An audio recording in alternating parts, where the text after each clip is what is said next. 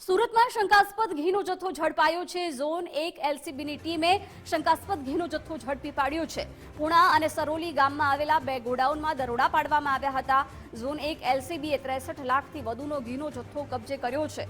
ગોડાઉનમાં ઘી બનાવી અલગ અલગ પેકેટમાં પેકિંગ કરતા હતા। આ ઘી સુરત શહેર અને જિલ્લાઓની દુકાનોમાં વેચતા હતા। પોલીસે સમગ્ર મામલે એક વ્યક્તિની અટકાયત પણ કરી છે। વિગતો સાથે સંવાદદાતા રાકેશ બ્રહ્મભટ્ટ જોડાઈ ગયા છે। રાકેશ, ડુપ્લિકેટ ઘીનો જથ્થો ઝડપી પાડવામાં આવ્યો છે, શું વિગતો?